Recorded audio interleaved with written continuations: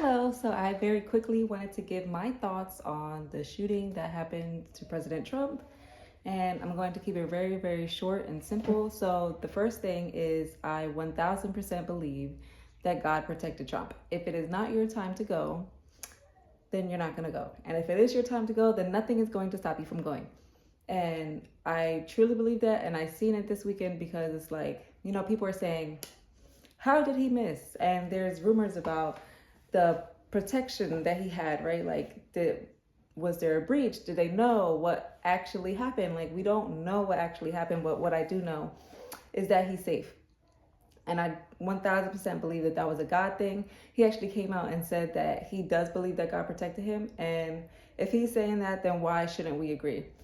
And then the second thing is the breach, right? And the security.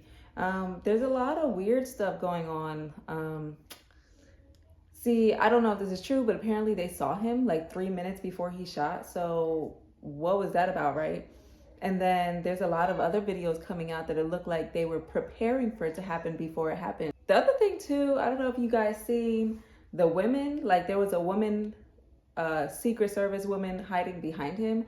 And then the women that were surrounding his car, they just didn't look qualified. It has nothing to do with gender, although he's a very tall man. So I don't know why they would have a woman protecting that man unless she was also as big and as tall as he is, which we saw that they weren't. So that's very, very weird.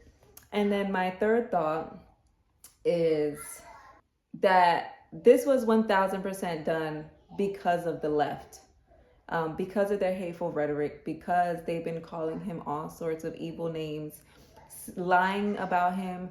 I remember during 2020, because I'm the only conservative in my family, they would say things to me that the TV was telling them, like the mainstream media, and I would just be like, I don't even know how to respond because that's not even true.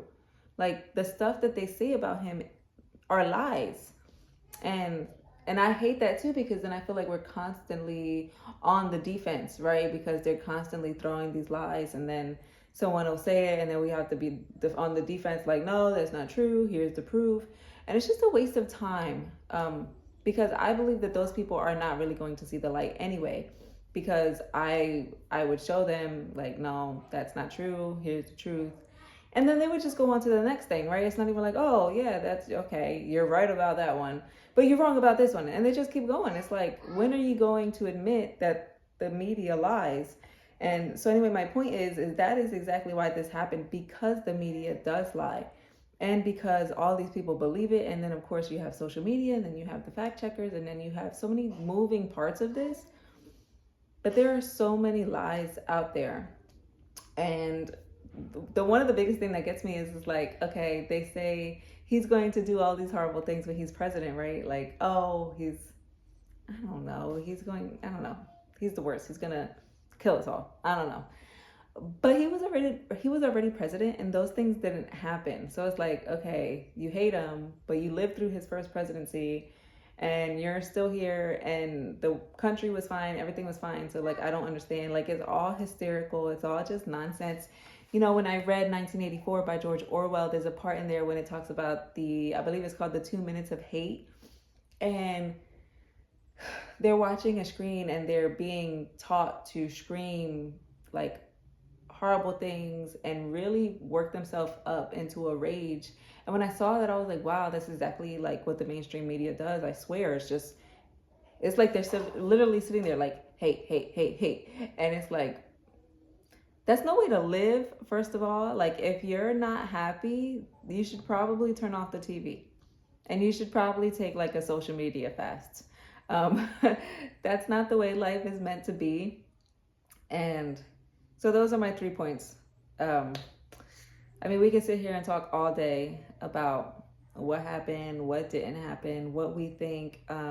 But this is what I know deep down inside, is that God is not done with President Trump.